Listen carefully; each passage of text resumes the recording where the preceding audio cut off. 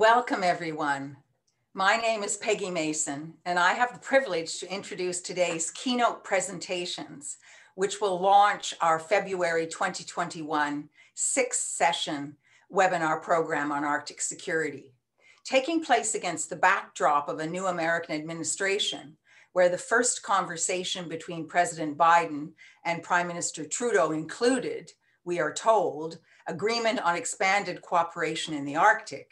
The series is co-hosted by three organizations: the North American and Arctic Defense and Security Network, NADSEN, the Canadian Pugwash Group, and the Rideau Institute on International Affairs. The North American and Arctic Defense and Security Network conducts leading-edge research with students, emerging scholars, and Northern stakeholders, rights holders in relation to core Arctic defense and security policy challenges. We are particularly pleased that NADSEN postgraduate fellow Jill Barkley will be acting as the webinar series rapporteur. I also want to extend special appreciation to Dr. Shannon Nash, the postdoctoral network manager, who has been instrumental in the organization of this webinar series, as has the network lead, Dr. Lackenbauer, who I will have the privilege of introducing in a moment. The second co-sponsor, the Canadian Pugwash Group, of which I'm the vice chair, is the national affiliate of the Nobel Prize winning Pugwash Conferences on Science and World Affairs, which had its birthplace in Pugwash, Nova Scotia, also my home province. Education on global security, including nuclear and conventional arms control, control of the arms trade, and environmental security is the mandate of the Canadian Pugwash Group through organizing and supporting events such as the series we are about to launch. The third co-sponsor, the Rideau Institute, of which I am president, is an independent think tank with a mandate to help revitalize Canada's peacekeeping, diplomatic peacemaking, and peace-building roles in the world through inclusive multilateralism, strengthening the UN capacity for conflict prevention and peaceful conflict resolution, and the progressive enhancement of international law. Let me turn now to the format of our keynote session. Dr. Lackenbauer Whitney will spend 15 minutes to set the context. Ernie Regier will then discuss defense and military issues for 15 minutes. We will then return to Whitney, who will focus on the broader dimensions of Arctic security for 10 to 15 minutes.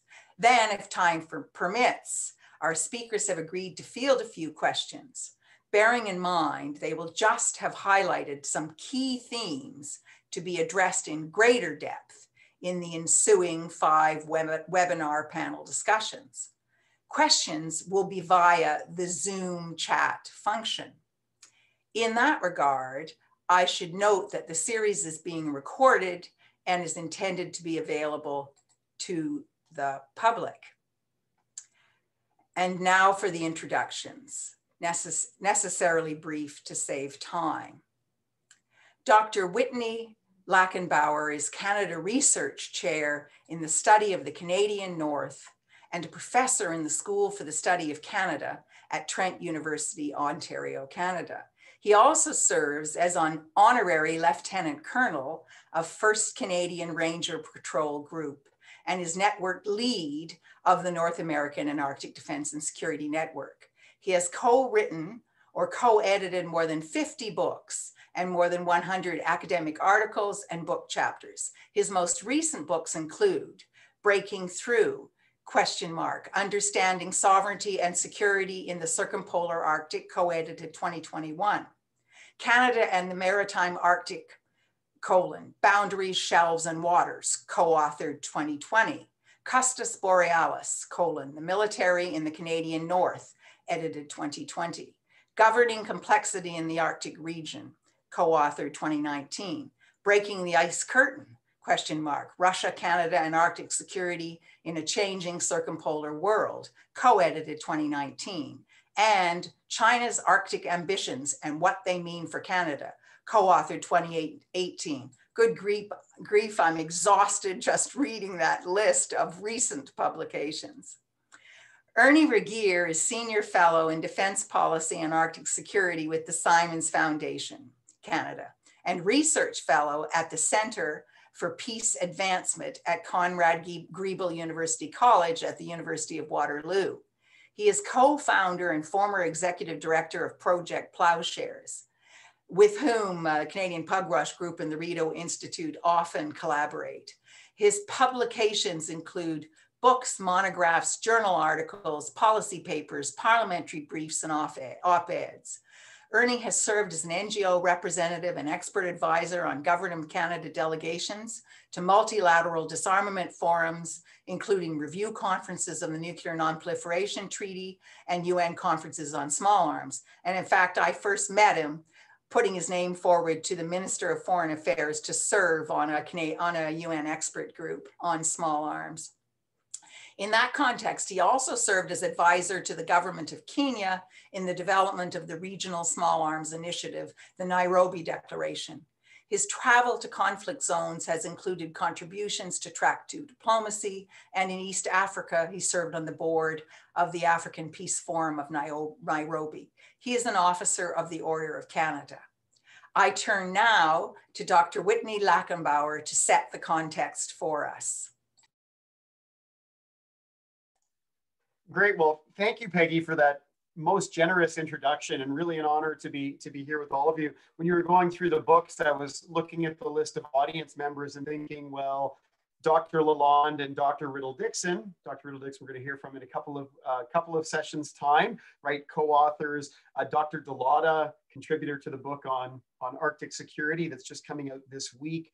Dr. Koch, with whom I'm working on some infrastructure issues, a paper for the School for Public Policy, Mr. Bouffard, with whom I've written a lot lately on various topics that intersect with today, Dr. Teeple, Mr. Dean, who I've learned a lot from in terms of North American defense. So love the fact that I get an opportunity to revisit for some of them, some of my ideas and how we might reconceptualize Arctic security, but really set the stage for a series of discussions unfolding throughout this month that I'm looking forward to in terms of continuing conversation. So for those of you who've heard elements of this before, I hope I'm more coherent than I've been in the past, or at least it sort of reminds and offers a touchstone for some of the things you might push back on, which of course I always welcome. And I start often with this quote, because I think it sets the table in terms of our understandings or the way in the last few years we're looking at security and regional dynamics, speaking about this region as an important international crossroads. And I think that's a very interesting turn of phrase. Thinking about issues of climate change as a major driver facing humankind, but obviously accelerating and changing the face and in many ways the social fabric of the Arctic in very inherent ways. International trade, maybe in the future, I'm not so much sure that that's current now in a North American Arctic context, but potentially, and then global security.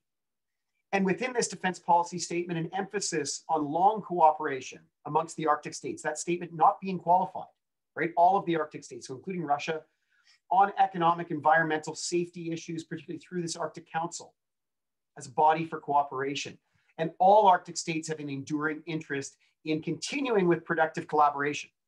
So this vested interest in seeing things maintained in a peaceful way, however, rise in commercial research, tourist activity that brings increasing safety and security demands relating to search and rescue, humanitarian disasters. The GBA Plus check failed when they referred to man-made disasters and doing their last edit of the defense policy, but I'm just being cheeky with that comment, right? And the need for Canada to respond. But at the same time, within the defense policy, are worries about what's transpiring globally, and also changing pressures that may ultimately undermine this spirit of peace and cooperation that's animated the Arctic region. So I start with this slide and reintroduce it because I think it fits very well with what Ernie is going to say in how we expect the region to unfold. And I think the straw man argument that played out in so many discussions over the last, particularly in the 2000s, I would argue, and maybe even up to quite recently, about whether this was about an Arctic characterized by cooperation or conflict. Maybe it's just my aversion to binaries in the world that we're in right now, where it seems like people are trying to force them everywhere. I think the binary is not helpful.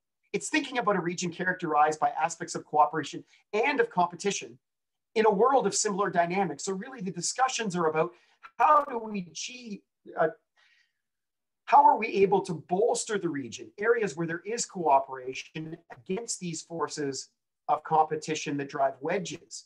And where do we accept competition as being a natural state of affairs, but one that we never want to spill over into conflict?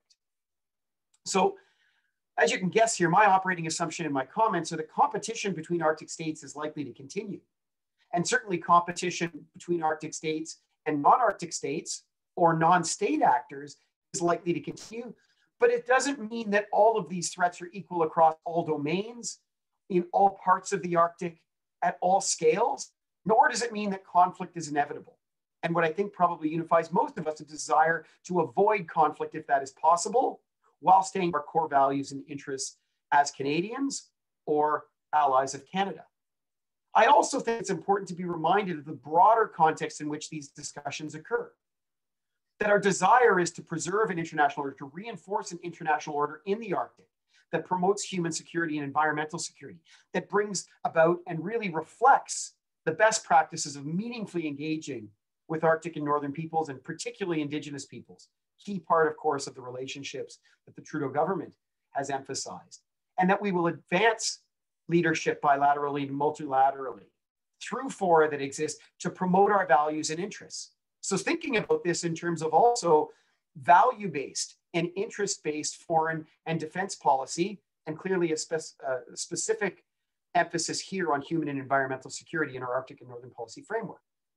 So how does this come up against these broader narratives that we continue to read about in the media that try to set up these very conflictual ideas of where the Arctic is going, that see it as a region that sort of hangs on the precipice or is increasingly pushed towards a precipice of conflict, if not just between Arctic actors with known disagreements like Canada and the United States over what the US insists is freedom of navigation operations in international straits, which globally I think Canada agrees with.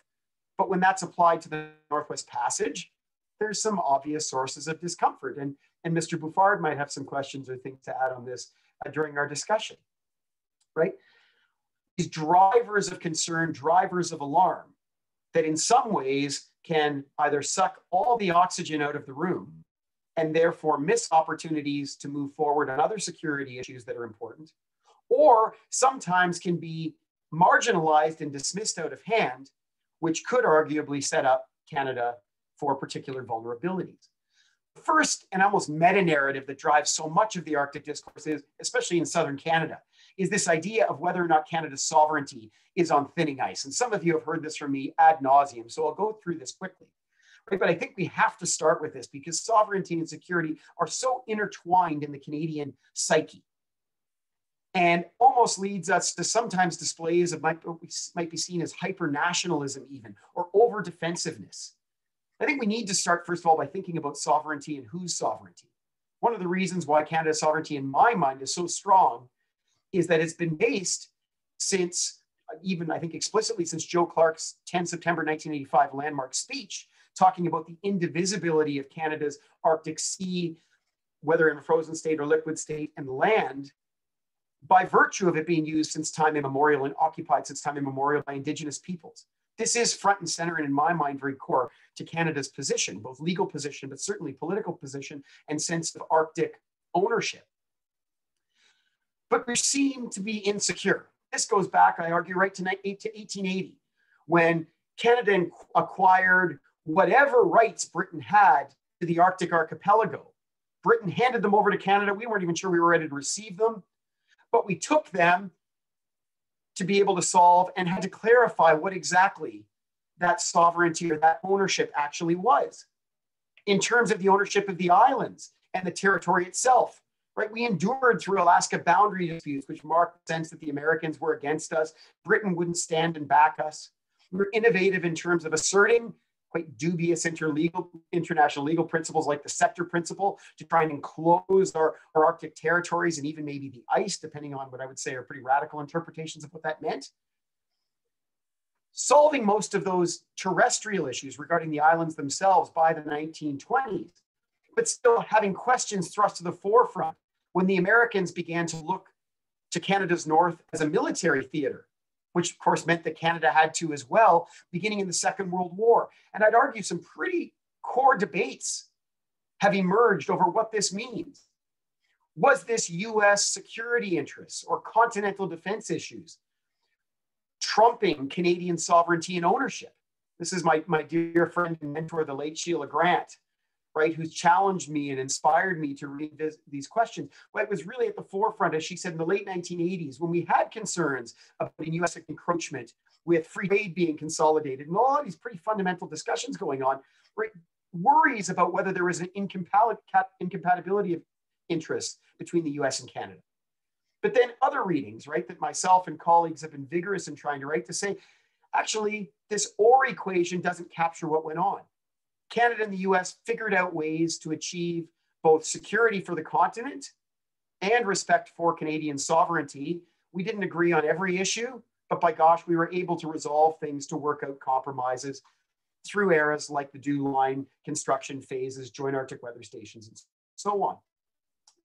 Where these issues could not be resolved in legal terms, we often focus on the Northwest Passage, right? These epic voyages by the Manhattan in 1969-70, later the Polar Sea in 1985, really amplifying the notion that Canada and the US do not have a common agreement on the status of the waters between Canada's Arctic islands, where the United States suggests that there's an international strait that goes through them. No one else owns the waters over Canada. It's a misnomer, right? Instead, but you have uninterrupted transit rights to go through them.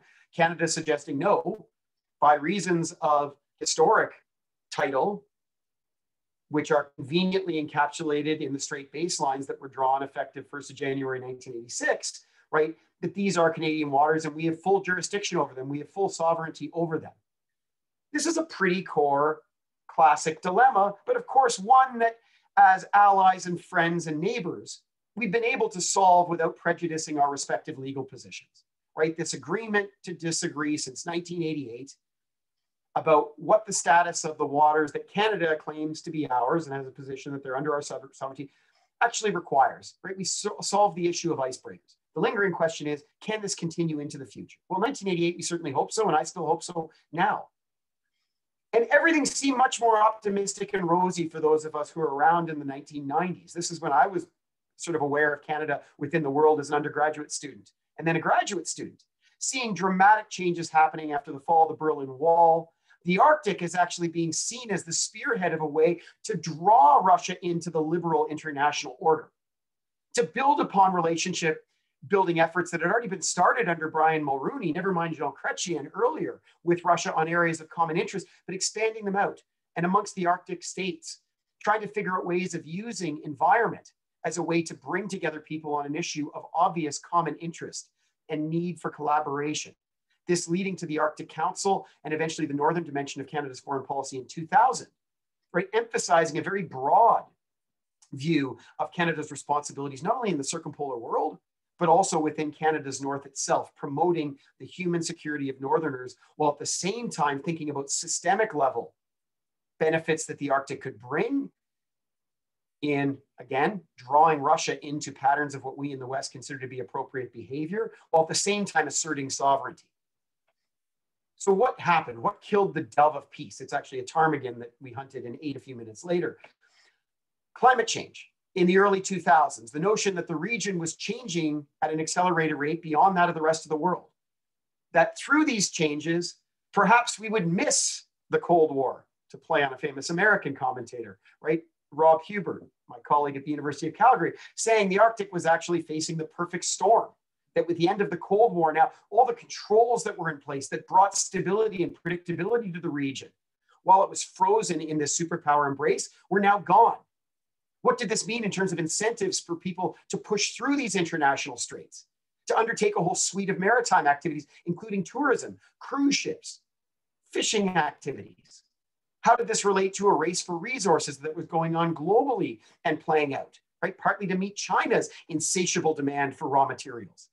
And then what did it mean in terms of transnational crime that could flow alongside resource development, after 9/11? What did it mean in terms of terrorism? Did this mean interstate conflict? How does this play with undefined boundaries? So I would say at that time, definitely it was about worries that conflict, or at least tensions and vulnerabilities, were emerging over the Arctic or in the Arctic. And that's going to be key to what I'm suggesting later, that this notion of an ice-free Northwest Passage was a main catalyst to draw us to look to the region based on the notion that sovereignty was on thinning ice. And sovereignty mattered because this got tied to the notion that the Arctic was rich in untapped resources that were now becoming accessible to the world, and that ownership was not nailed down. There's lots of problems with these messages, but I think these were the dominant narratives. And this then came into something that's quite foreign to Canada more generally in terms of our way of seeing ourselves in the world, but the fact that we had undefined boundaries, territorial disputes over little rocks like Hans Island with the Danes, the Beaufort Sea, a wedge with potentially oil and gas rich offshore jurisdiction in the Arctic Ocean. This question of the Northwest Passage we've talked about, also extended continental shelves, which we're going to discuss in a great more detail with Professor Riddle-Dixon and Professor Chirkop next week. So under Stephen Harper, some of us are familiar. This was sort of compressed together, at least in his early years, looking at a sovereignty strategy as really being tied closely to security issues, and this all connecting over to defense and the need for a more robust defense presence for Canada with a suite of initiatives introduced circa 2006, 2007. Yet already by 2009 and 2010, we saw an alternate narrative, not one that's opposed to the need for defenses, for responsible national defense, but one that talked about the need for that stable rules-based region that encouraged dynamic economic growth and trade, vibrant northern communities, healthy and productive ecosystems. And already under Harper, an emphasis that Canada does not anticipate military challenges and that most are well managed. So I always think it's not actually doing justice to the fact that even within that short span of 5 years between 2005 and 2010, and I'm bringing a normative judgment here, I think Canada was starting to get it right and appreciate what was going on within the region. When we see Arctic sovereignty talked about today, I put this slide up, we're not going to dwell on it, but it's interesting that Harper and Trudeau's messaging is almost verbatim. And if anything, Trudeau's messaging ties it to safety, security, and defense in a way that even Harper wasn't doing by 2010. And I'd also add, if we're talking sovereignty, sovereignty for me is not lines on a map, it's everything that goes on within those lines. All of the governance work that Canada continues to invest in within our federal system, including Indigenous rights holders within that system, is all part of our sovereignty. That's why we get to undertake the activities that we do. But that's not enough in terms of thinking about security. We've seen a dramatic broadening, and Peggy, you can speak to this, right? Since the 1980s, a broadening out of how we conceptualize security. The fact that it's not just national security within the mandate of the Department of National Defense, that it also includes non-military threats. And in addition to being broadened, it's also deepened down to the level of people, down to the level of communities. And this means that we need to look at a complex security environment that involves a whole range of stakeholders and rights holders in terms of government alone. And without getting into details, we think about different sectors of security. That if the classic notion is looking at the territorial integrity of the state needing to be defended, it's also about thinking about sovereignty of the state and political institutions, right? Something that's probably on very top of mind for many of us, given what we've seen unfold over the last few months in the United States, right? The place I last expected that to ever happen. But what does that mean in a Canadian context? Maybe different things than it does in other parts of the world. What does it mean in terms of economic security and environmental security and societal security? And is there space within our frameworks to accommodate all of these dynamics? So what I'm going to posit here is that climate change and access to Arctic resources and uncertainty over boundaries are not driving the hard security agenda, not driving the defense agenda, particularly in the North American Arctic. That we need to be clear about what are speculative or hypothetical threats versus the tangible material threats that we see before us right now. And some of you have seen this before, so I'm just going to touch on it. But I think there's a real analytic value in distinguishing. Are we talking about threats passing through or over the Arctic? Are we talking about threats from the Arctic? Are we talking about threats to the Arctic? Are we talking about threats in the Arctic? Are these threats over Arctic dynamics, or are they spilling into the Arctic from elsewhere? And I know, Ernie, you're going to talk about that in lots of detail. As well, which Arctic are we speaking about? When we talk about the North American Arctic or the Canadian Arctic, is it the same as when we're talking about the Nordic Arctic or the Eurasian Arctic more generally? In the North American Arctic, when Canada talks about its need for a defense presence, is it the same about the US need for a defense presence in Alaska, which is often about pre-positioning assets to be able to respond to exigencies in the Pacific theater? It's different for Canada. So to refine our mental maps and then really ask ourselves the question, are we talking about these strategic threats, which I'm going to hand it over to Ernie in a minute to talk about, that are driving a lot of this great power competition and drawing our attention to the Arctic, but within this broader global lens? Are we talking about threats to the Arctic, where the Arctic itself is threatened? COVID-19 is a really prime example of that, when we look at transportation patterns and the vectors of bringing a pandemic into the Arctic. What are the other assumptions about who are threats to the Arctic? And then what are threats within the Arctic? What are threats that are being generated within that particular space that in turn threaten that space? And I'm going to suggest that a lot of those are not defense oriented, but national defense brings particular capability through the Canadian Armed Forces to be able to help in a whole of society response to those threats. So again, tying it over to the military, we see language about the need to demonstrate a visible Canadian presence. And we ask, presence for what? That can be a symbolic demonstration of something just to show that we're interested, or is it a bit of visible presence to be able to achieve certain specified effects? Does the fact that the region is resource rich have anything to do with the need for that military presence, or are they actually separate needs? And then working cooperatively with Arctic partners, and we may chat, and we certainly will over the course of the series, about the broadening spectrum of who those partners are. So my last slide here is far too busy. Don't read it. It's to suggest that since 2011, we've seen fairly consistent language emphasizing there's no direct imminent threat, short-term immediate threat to Canada's security and particularly defense in the Arctic. But the climate change is changing things. It's bringing in development pressures. This is challenging the way of life for Northern peoples. It requires Canada to be more attentive, to be more responsive, to be more prepared. And that while national defense and the Canadian Armed Forces may not be the department, they'll have to be, in some cases, leading from behind to respond to these challenges. So where do we sort out where defense fits? Where do we sort out where the Canadian Arctic fits within this broader Arctic security space? And I turn it over to Ernie to lead us through reflections on that.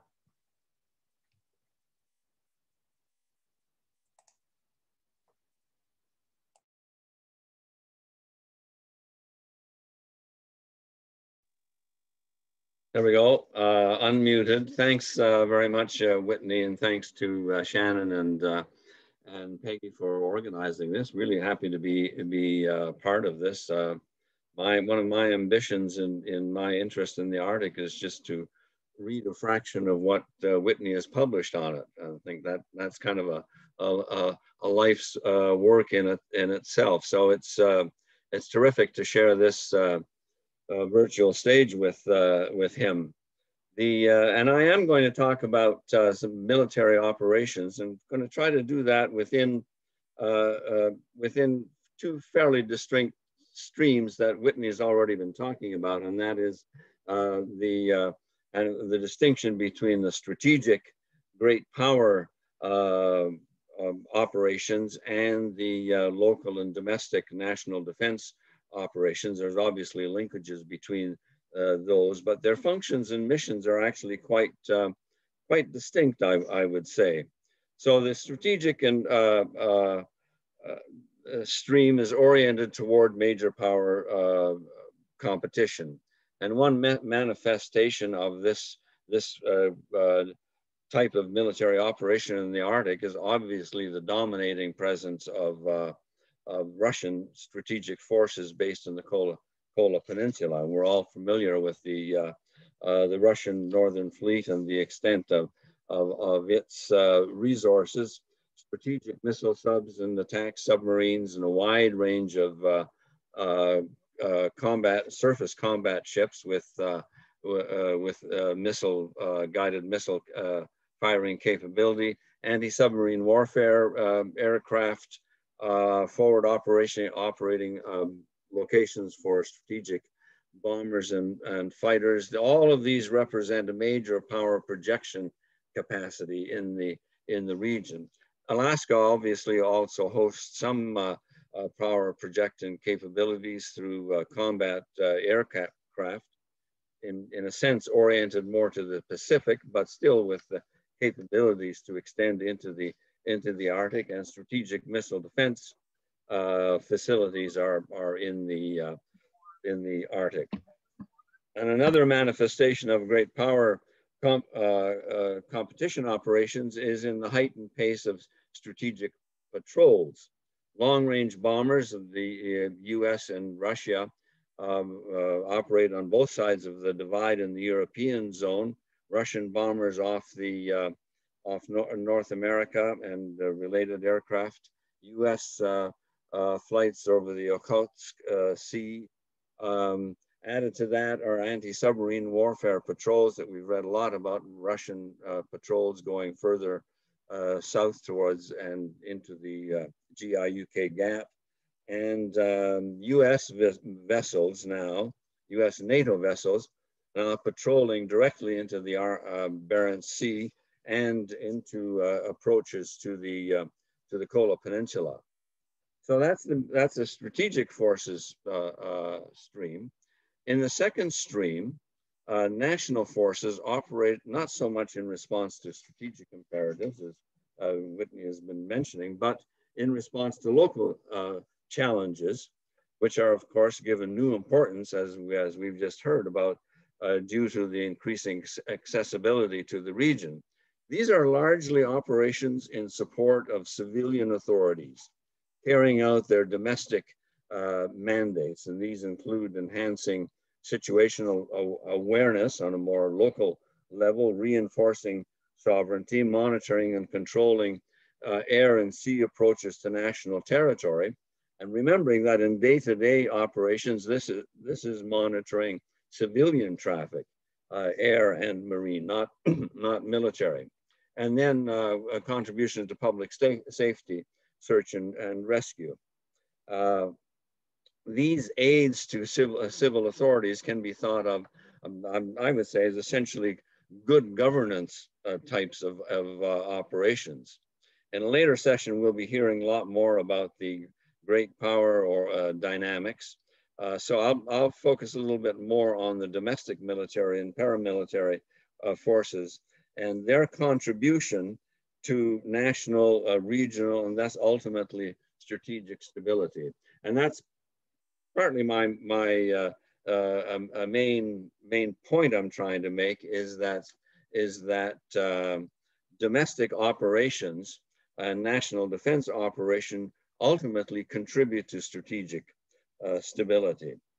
And the focus of this support of military support to civilian authorities in the Arctic reflects a context in, as we've also been hearing, a general consensus that the threat of armed conflict or aggression in the Arctic is actually currently very, very low.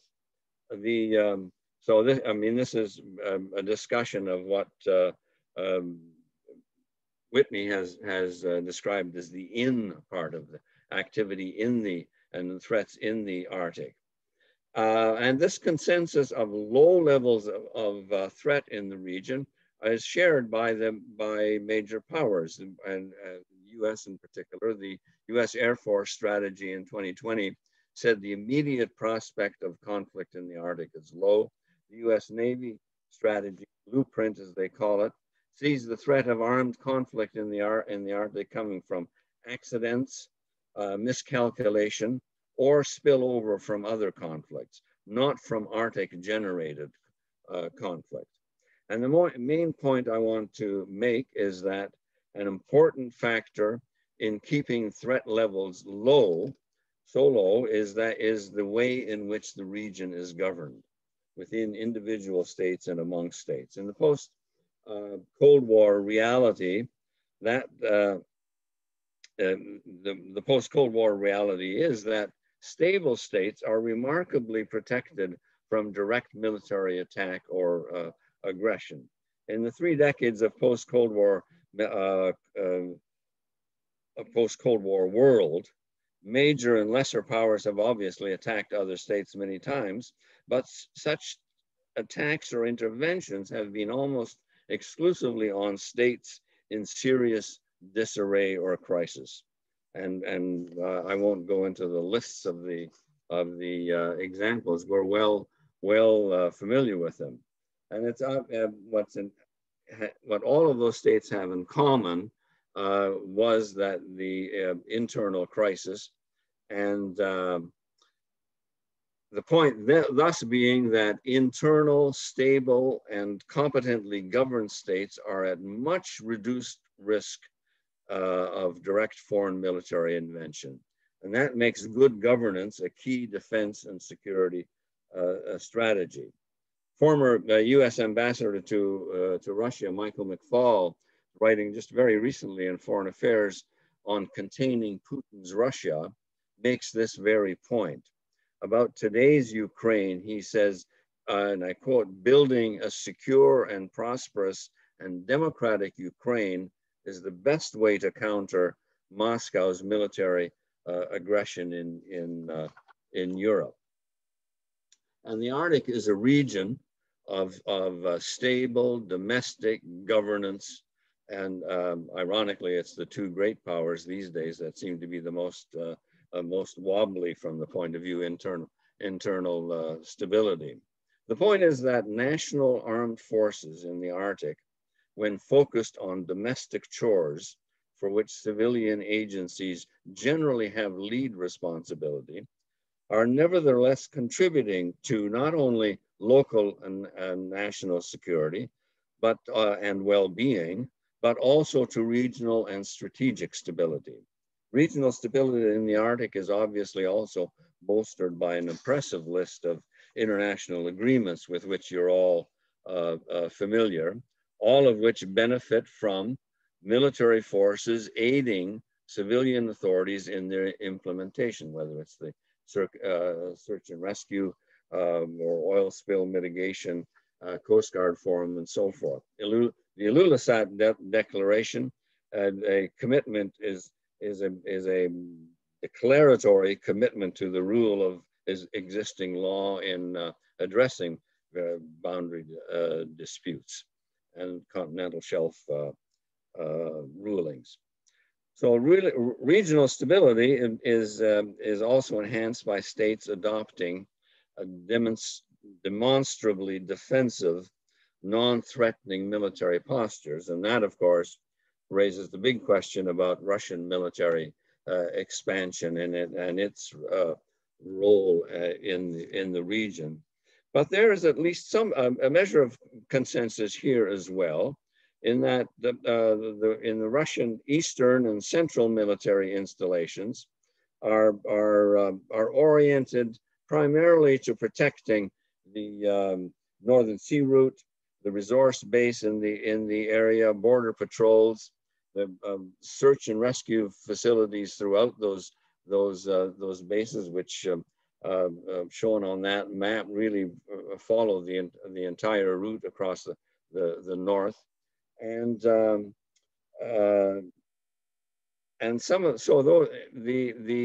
the orientation of those bases is towards that regional defense and stability, and that applies somewhat to the Western Arctic as well. But there, the focus shifts to protection of Russian strategic forces, of course, against state-based threats, protecting Kola Peninsula and the Maritime Bastion. And these strategic defense operations, which are meant to protect those regions close to Russia, but are also, of course, may have major capacity for the projection of power into the into the North Atlantic. All of these operations are especially relevant to the US Navy blueprint warning of the threat of military conflict due to accident or miscalculation. And it's worth noting and emphasizing that I think there's been a fairly marked increase in the calls for reinstatement of military to military and broader consultations in the Arctic to make these routine and to have these routinely include Russia. The Navy blueprint also warned, as have others, and Whitney spoke about that, and that is the danger of spillover into the Arctic. And this is be part of the two element of Whitney's through to and in framework for operations. The spillover, horizontal escalation, is linked to scenarios of extended East-West war in a European theater, for example, or I suppose in a Chinese Asian theater, that is supplied and sustained by war-making capacities in other regions, and hence the incentive to attack those other regions. In the West, this is especially the West is especially aware of Russia's chief interest to spill out of the Arctic into the Atlantic. I was saying to Whitney, we could add a from to the through to and in paradigm. Their interest is, of course, is spilling out into the North Atlantic to disrupt NATO and American operations there. And Russia, of course, would also have an interest in spilling, not necessarily or exclusively from the Arctic only, but into North America. And I'll refer a bit later to the North American Shield mission, which is really a response to that threat of Russian or Chinese spillover into North America. But we also have to note that the US and NATO forces also have an interest in spilling operations into the Arctic to attack Kola Peninsula war-making capacity and to keep the Russian forces out of the North Atlantic. And so we see indications of this intent to spill over into the Arctic in the heightened US and NATO patrols in the waters close to the Kola Peninsula. It's interesting that the US Navy worries about spillover of major power competition into the Arctic, while actually training to do exactly that. Still, dealing with spillover does not have an Arctic solution. Preventing spillover is the spillover of armed conflict into the Arctic really means preventing great power war elsewhere. North American defense planners, and here's we come to the Shield, focus increasingly on defending against such spillover, calling it deterrence by denial. The idea is that by mounting a convincing defense against strategic range conventional forces, nuclear forces are deterred by threats of counter strikes, but the convincing defense against strategic range conventional forces, Russia and China will be deterred. This is part of the through part of Whitney's framework. Strategic range systems are in some cases designed or dictated by geography to pass through the Arctic to North American targets. Traditionally, the focus in North America against threats by peer powers, the focus has been on early warning of strategic range attacks, but without any credible defense capabilities or defeat mechanisms, as the Shield folks say, against attacks assumed to be nuclear. Limited capacity historically against bombers, but really no capacity against international continental, intercontinental missiles. Ballistic missile defense is now seeking limited defense against missiles, those of the DPRK in particular. And if there's any expectation of further nuclear strategic arms control agreements, by the way, that the BMD will certainly have to remain at this limited level. The response was and remains to the threat of nuclear attack is deterrence. SHIELD seeks an effective defense against strategic range conventional weapons, but these threats will still be of missiles, hypersonic missiles, various types of cruise missiles, all capable of carrying conventional or nuclear weapons, against which I would say one can envision limited capabilities, but a comprehensive defense against those kinds of threats is, I think, is quite another thing. And in fact, the SHIELD planners recognize the reality of the limited capability, admitting, for example, that there is unlikely to be any credible defense against conventionally armed mass cruise missiles. The SHIELD operational plan proposes preemptive strikes on cruise missile platforms before the individual missiles are launched. And that, of course, is a military dynamic in which the advantage is perceived to go to the preemptive attacker. In other words, if you have a dynamic in which the advantage seems to go to the side that the attacks first, that is not a formula for stability in the context of a major crisis. So finally, I think we have to face two basic realities. 1A, Arctic stability and security have a lot to do with governance and regional cooperation on local needs and issues. Those forces contribute substantially to the stability of the region and maintaining the low level of threat that is there. And secondly, I fear it is unlikely that major powers are going to arm or shield their way into strategic stability. But strategic stability remains the urgent imperative. Strategic stability is obviously key to reliably keeping the threat of major hot war at bay, and thus the threat of spilling over into the Arctic at bay. And strategic stability is more likely to be the product, I think, experience has shown to be the product of diplomacy rather than an arms race. In that regard, and I'll conclude here, I noted that the White House readout of the recent Biden-Putin telephone conversation, I think either Whitney or Peggy referred to that. Part of it says, and I'm quoting, that they agreed to explore strategic stability discussions on a range of arms control and emerging security issues. I would say if the US and Russians did manage to undertake consistent and persistent talks on arms control and emerging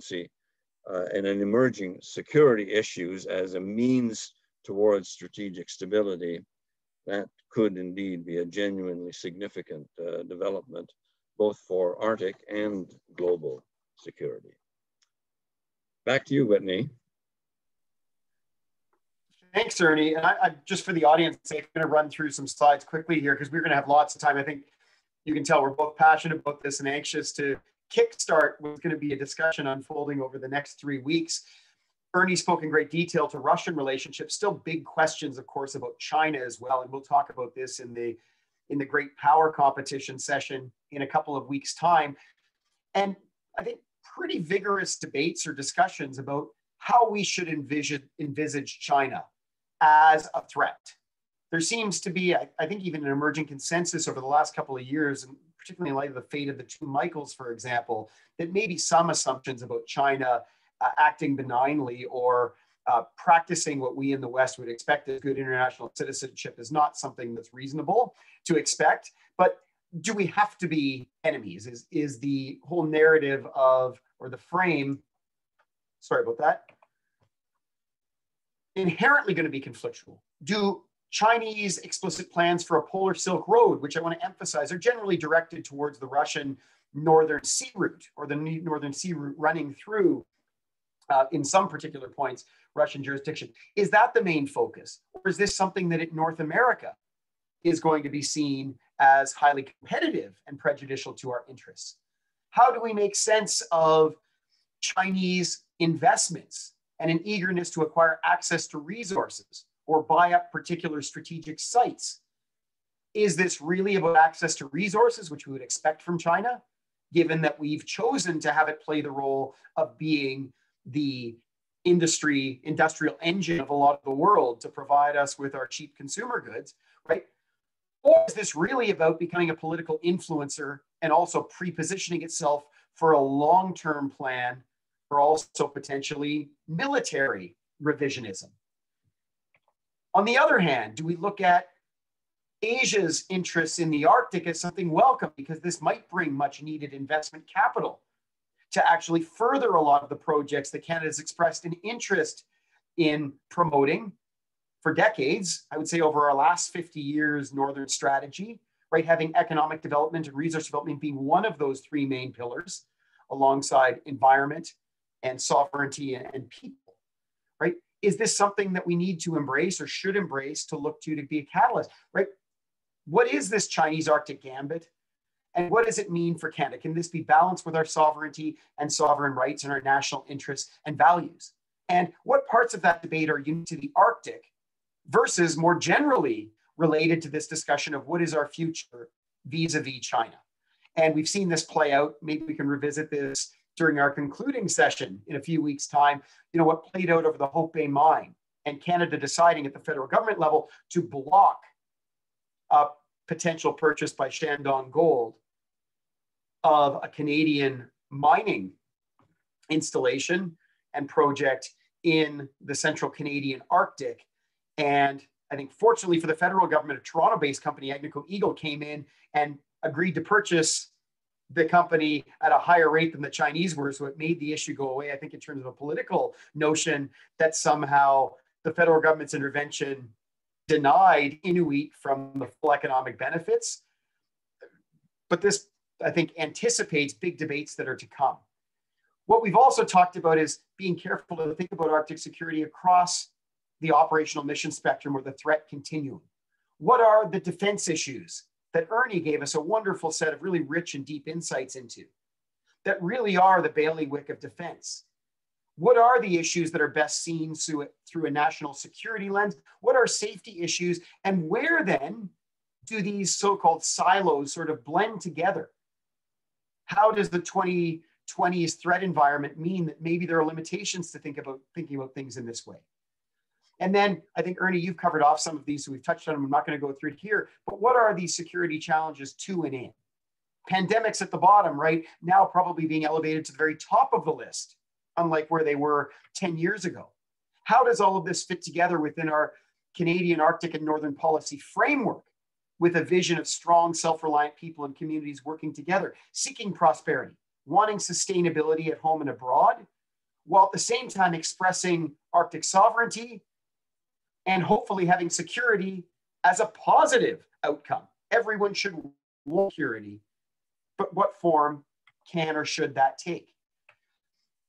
So when we look at some of the polling that's been done, I think it's interesting. It goes back to 2015. Sorry, there's nothing that's been done on this scale since that time, right? But quite broad expectations of Canadians that security is broadly defined, and a majority of Canadians do support defense investments in the Arctic, but it's very clear that that can't be done at the expense of a lot of the social and environmental imperatives that also exist.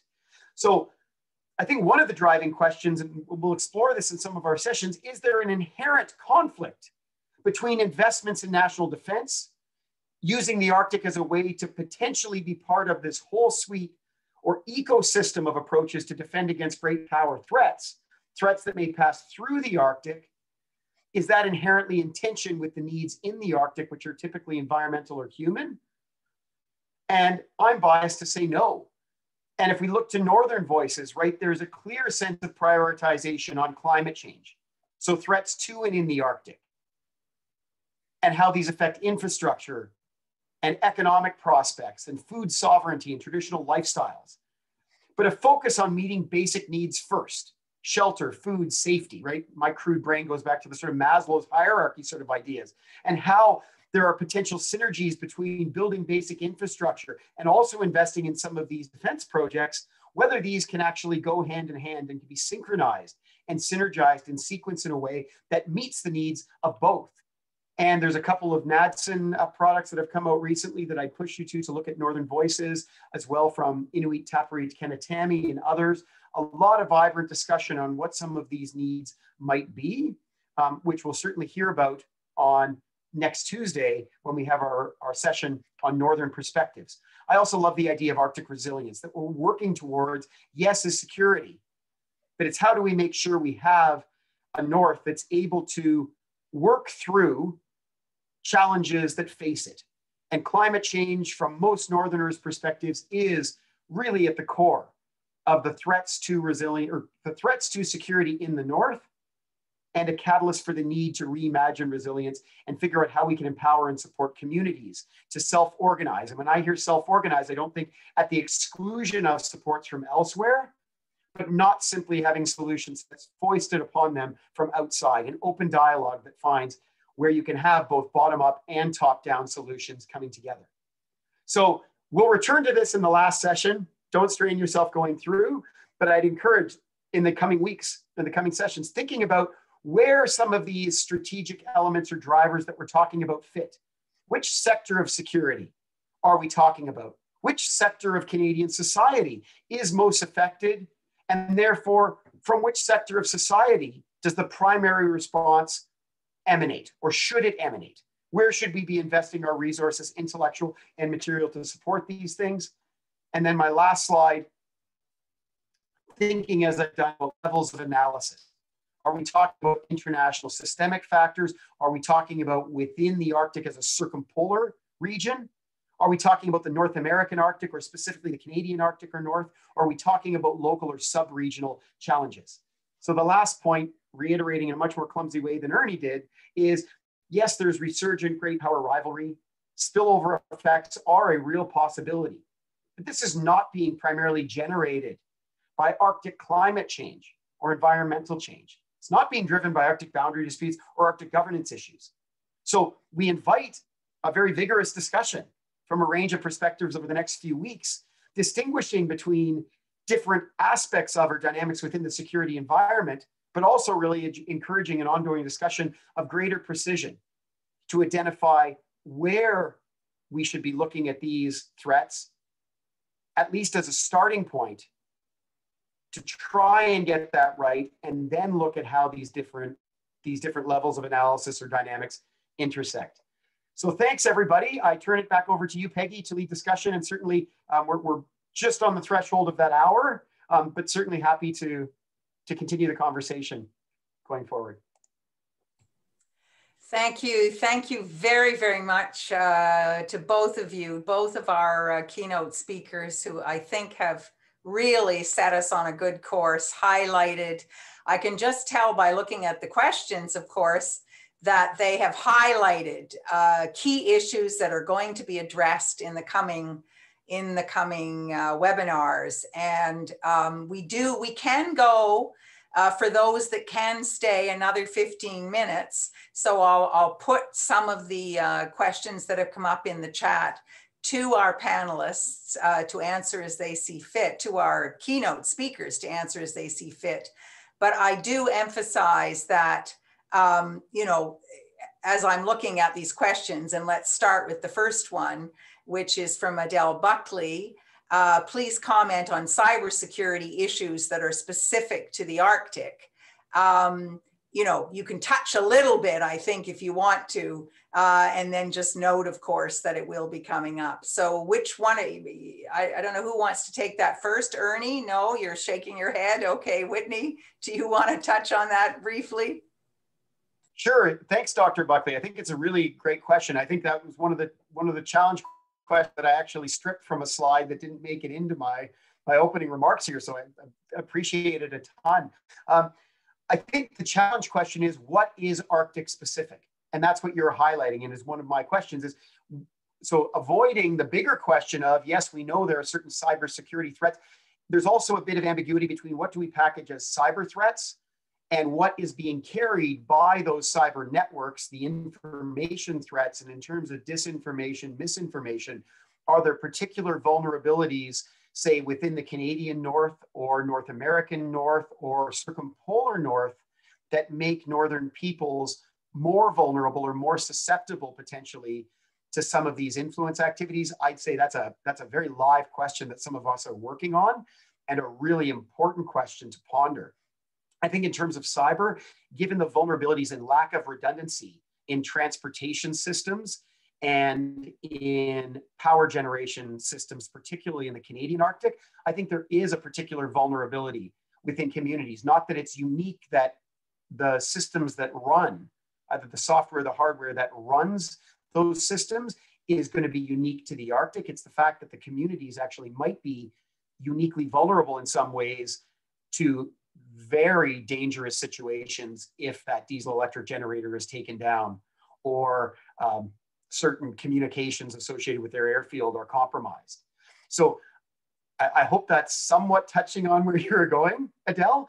But I think the real question flowing from what Ernie and I are presenting is a call to say, rather than packaging everything as an Arctic security threat or an Arctic cyber threat, it's just, what are the Arctic threats that are the most important subset that it's best to bring the Arctic subject matter experts to get and deal with, versus what are the threats relating to cyber that are covered off by the cyber experts, and from that those cyber experts then may turn to some Arctic expertise, particularly Northerners, to be able to say, how do you think we go about clarifying what these threats are, and especially building the resilience at the community and regional level to make sure that these are not things that can actually jeopardize communities. Okay, well, thank you very much for that. Ernie, you didn't want to get in on that one, or not? You got to unmute if you want to say something. You got to unmute. Sorry. No, I wasn't going to get in on that. I could address another one of the. Okay, because I see the next one. I was thinking maybe the next one on my list here is, could you comment on Russia's Arctic Council chairmanship? What are some of the key issues they focus on, and how do they reconcile defense with cooperation? Huge question. Well, I think that's Whitney is better equipped for that too. Okay. But I thought I would. I don't mean to skip over a question, but I go to the Ed Kaufman question. I think which is the major challenge that we face. Obviously, it's a place of great power interest.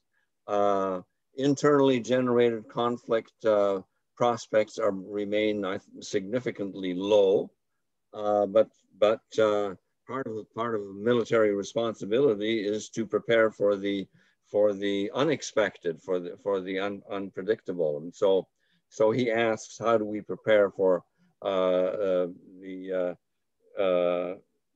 future that may or may not arise? And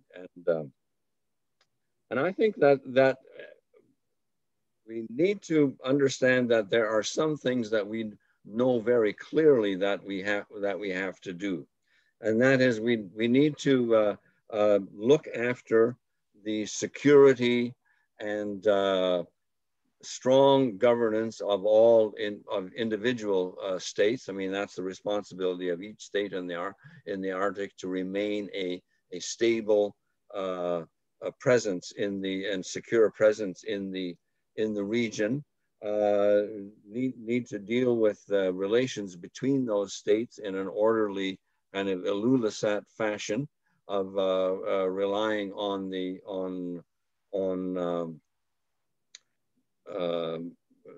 cooperation and rule of law in the region. We know that in order to maintain strategic stability, there has to be an ongoing strategic dialogue, so states understand each other about the requirements of the conditions for strategic stability. So those kinds of dialogue, military to military dialogues and discussions to reduce the risks of accidental and miscalculation. So I mean, those are a range of activities that need to be center and top priorities and understood as being contributions to Arctic and international security beyond them. There are obviously going to be ongoing military efforts to anticipate and deal with emerging threats, but I think that at the strategic level, for defense to trump offense is a very long haul, and military planners will know more about that than I do. But I think that there are a range of diplomatic and political initiatives that we can rely on, and that need to be pursued. Thank you very much, Ernie. I don't know if Whitney wants to get in on that, or if you want to take the one that I raised earlier about Russia's Arctic Council chairmanship. Want to try that one? Yeah, absolutely. So I'd say first, just to follow up on what Ernie said, I think the key is no responsible defense planner or strategist is going to completely go all in on the narrative that the future is inherently going to be free of conflict. So I think the spirit of our conversations too are trying to balance, saying we don't want to get overzealous in expecting conflict and starting to think that that is the most probable outcome. You don't want to bank strategies on hope. Maybe Obama did, and I'm glad he did. But just to say more broadly, right, you want to actually ensure that you're prepared for any contingency. And I think Canada has actually taken responsible, appropriate, proportionate steps over the last 15 years to do so. It was already being flagged in the Martin's government's defense policy statement, IPS, in 2004. I think the Harper government really, pushed that forward, and the Trudeau government has in turn extended it. And I think a lot is going to hinge on North American defense modernization, NORAD modernization, and how Canada situates itself and positions itself to be part of planning that, for reasons Ernie brought up, could potentially be destabilizing on a strategic global scale, depending on where it goes. And we'll have to have some pretty frank discussions about where we're comfortable playing in that, and where that could set up as well conditions or security dilemmas or things that could actually increase the possibility of Arctic competition manifesting itself as conflict. Those are big discussions. Maybe we'll come back to those the last session. Rather than commenting on the Russia chair one, thanks, Dr. Koch, for that one. It's a really excellent piece. I've just put a reference into a piece that Troy Bouffard and I co-authored that came out as a NADSIN Quick Impact a couple of weeks ago, reflecting on the Russian senior Arctic officials, some of reflections. Neither of us, and Troy, I hope you don't mind me speaking for us, but neither of us expect that Russia's going to come out guns blazing, linking its Arctic Council chairship to bellicose discourse or trying to militarize the region. It's the opposite.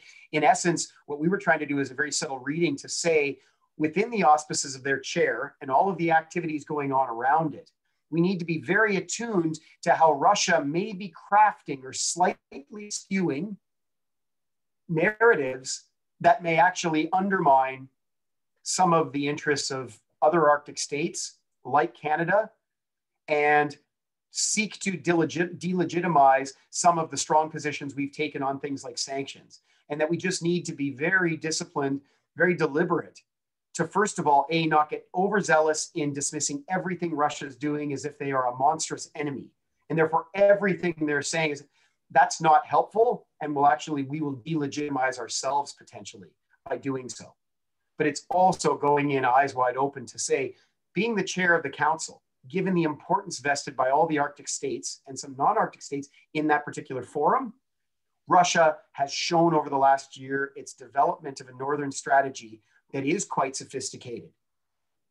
It is quite progressive and forward-looking in a lot of its rhetoric, but it has struck a balance between this positive, peaceful region, zone of peace narrative, and at the same time also structured those strategies to legitimize its investments, not only in regional defense measures, as Ernie outlined, but also some of those strategic capabilities. So the next 2 years will be a very, I think, interesting time, but a useless word, but in this case, meaning interesting can mean so many different things, to see how Russia brings narratives to bear around its chairship and how the other Arctic states manage those narratives and hopefully in a diplomatic way, as Ernie said, right, be able to, where appropriate and where necessary, either affirm or counter them to make sure that this is actually an environment that is consistent with Canadian values, Canadian interests. Thank you. Thank you very much to both. Time is running out here, so let me now thank very, very much our keynote presenters who I think have launched the series just by looking at all of the questions, and the questions we didn't get answered. Well, they will be answered in the, don't miss any of the following sessions. Let me just say that the next one, Thursday, 3 to 4, is our first panel on climate change, reshaping the face of Canadian and circumpolar Arctic, with speakers Doctors Wilfred Greaves and Douglas Cozy, respectively. And that will take place, as I said, on Thursday, 4 February from 3 to 4 p.m. And I thank you all very, very much and look forward very much to welcoming you to the next session. Thank you.